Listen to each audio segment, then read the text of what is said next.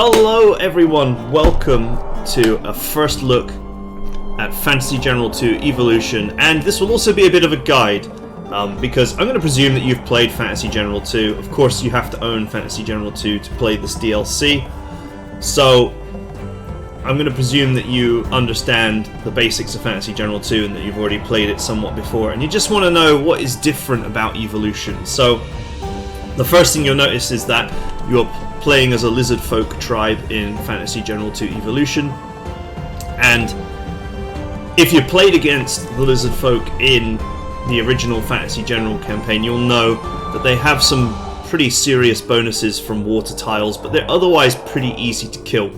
And that's the running theme throughout this campaign, is you are going to want to be very careful about your positioning and try and lure enemies into ambushes.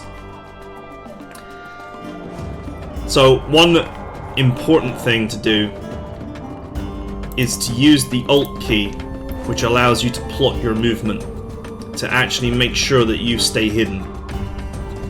So if you check the abilities here, we've got Ambush, we've got Terror from the Deep, which allows us to hide in deep water and swamps, and we also have Amphibious, which negates all water penalties.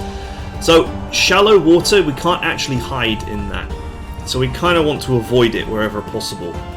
So if I want to go to this tile here, I'm going to path through the shallow water, which is going to reveal me if there are any enemies up here. So by using the Alt key, I can actually say to go here and then to here, and actually plot my route.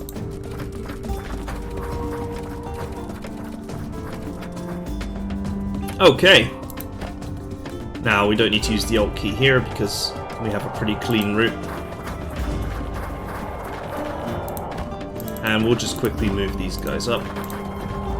So now the trick is, so we've got some crabs here, and obviously crabs are water-based creatures, so they're not going to suffer the penalties for being in water. We will still get the 20% attack bonus for being in water ourselves, but they won't suffer the 50% defense penalty for being in water. That will be important for winning battles later on. If I now move, I'm not sure how it's supposed to be pronouncing this, but Sizzlog, if I move him here, he's in the shallow water, so they can see him, and hopefully they're going to walk straight into my ambush. Oh, get wrecked. Brutal. So you can now see that for all intents and purposes, this poor crab is dead. Had he not been amphibious, and had he taken water penalties for being a land unit, he would be very dead right now.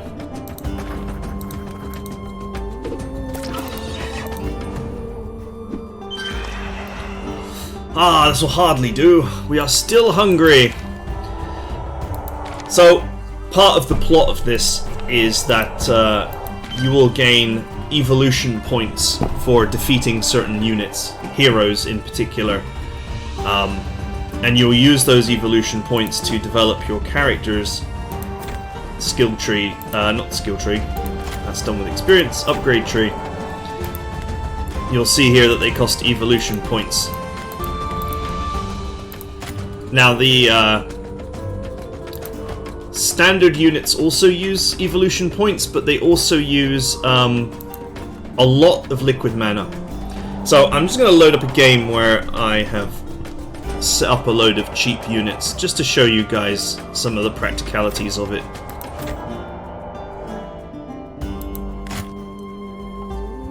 So in the original Fantasy General and the other DLC, you will have developed a severe aversion to losing any of your core units. So obviously with the Empire you could summon a load of zombies, summoned units, and the Vikings could summon a lot of summoned units, which you didn't mind losing, crows and so on.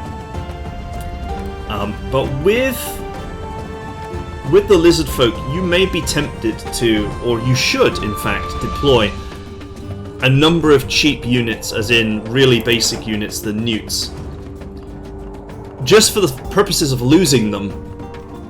Now, obviously, we will be very averse to losing money, to throwing units away. So you obviously don't want to do it too much. But if you lose a unit like this, you will actually gain some liquid mana. Now, if you look at the upgrade trees, you will note that many of the upgrades are heavy on liquid mana. So you want to potentially consider hiring warband recruits, not mercenaries of course, which are only 50 gold each, and then using them to mob the enemy. And if they die, well, then you get some liquid mana, which you can invest into perhaps a small but elite group of units that you actually don't want to lose, that you're really going to look after, that you're going to take through the upgrade tree. And it's going to be it's certainly going to be a bit of a different way to play, because you very much develop an army of quality in the other campaigns. But in this campaign, you are probably never going to have that quality. You're going to need to mob the enemy down. That is how you're going to get anything done. So you'll note here that the shield bearers, they're in water, so they're taking a 50% armor penalty and a 25% damage penalty. And we are still struggling here to actually inflict serious damage on them. That is just a product of how the lizard folk work. They're just not that strong. But you do have the benefit of numbers, and you do have the benefit that if you do lose some units, you are going to get some of that precious liquid mana, which you can then utilize to do other things. And it's not just unit upgrades as well that liquid mana is useful for. So if we have a quick look at another save game. On the world map, let's try not to spoil too much. On the world map, you will have, similar to the previous expansions, you will have a number of upgrades which you can purchase, but you will note that the best ones are using liquid mana or the new evolution resource, evolution points. And some of these are really the most powerful upgrades that you can get. You've got things like evolved feet that let you walk on land as if it were on water. Very important in certain places, because obviously you are so water based, but there will be times when you have to fight on land, and that becomes really important. +3 armor, extra artifact slot, all really powerful choices. And then for liquid mana, you can see here plus 25% damage, which is obviously a huge boost. +1 morale, which can be very useful, especially for magical units. And the only way that you're really going to get those reserves of liquid mana is by sacrificing off some of your cheap warband recruits. Now, if you have a giant stockpile of gold, the one thing that you can really do with it, you'll note here that actually armor, weapons, and even gold can be acquired via liquid mana. Although, I'm not sure you'd ever end up with so much liquid mana that you'd want to convert it into gold. The real practical use of gold, apart from the fact that it's used in some upgrades, is that you can improve your supply with it, which is going to allow you to deploy more cheap units to mob the enemy down with. So obviously I'm playing with a modified save game here just to show you guys, but the point is that you can build up a big force of the cheaper units and then sacrifice them off to get that liquid mana. You'll note here that the actual gold cost of upgrading your units is not that high, and if you think about it, since liquid mana can be converted into armor and liquid mana can be converted into weapons as well, if you can set up a good liquid mana farm, you can pretty much get all the materials you need to create some elite units. But just remember, even your elite units are going to potentially be vulnerable, and you are going to potentially lose some, because I think the main practical difference with the lizard folk is that they are an ambush race.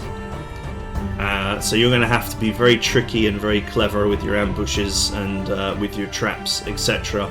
if you're going to avoid taking losses, or just accept the fact that you're going to take some losses, keep plenty of newts on hand to feed to the enemy, and when they convert to liquid mana, I mean, that's great, because you can then use that to upgrade things, or worst case scenario, you can convert it back into gold and buy more newts with it.